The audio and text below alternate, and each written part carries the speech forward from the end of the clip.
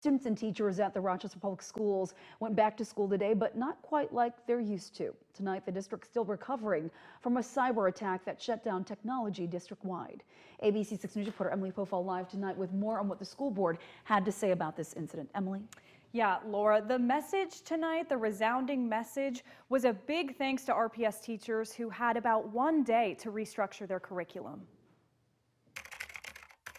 It's a 21st century nightmare. Our schools went old school today. After a cyber attack last week, Rochester Public Schools shut down their network and all major technology systems, canceling class Monday to give teachers time to adjust. School Tuesday consisted of pencils, paper, worksheets, and overheads, a big change from the laptops and tablets the school has come to depend on. I was in 5 schools and we saw overheads that had long been left for the relic of history pulled out and engaged. The shutdown also leading Mayo High School to cancel its ACT test scheduled for this weekend. But Superintendent Kent Pekel said in the board meeting Tuesday night, the lack of technology didn't impact students' attention spans.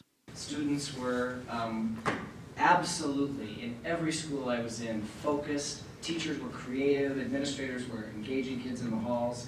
Pekel did not give any information on when the district's network would be back up and running, meaning it could be more pencils and paper on Wednesday.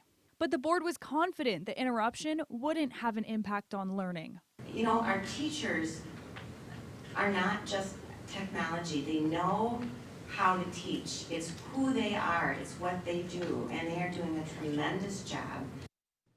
The board also provided an update on their discussion into whether or not to keep student resource officers around in the district. Last month, the school board asked the superintendent to look into alternatives to SROs. Some board members say they're not convinced SROs are the best way to keep students safe.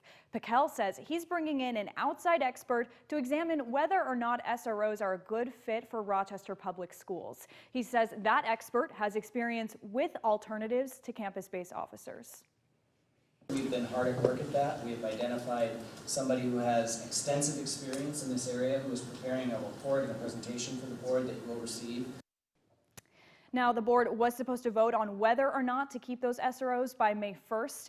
At the meeting, the board extended that deadline, so they have more time to discuss. The board is expected to receive the SRO report on May 2nd. Laura.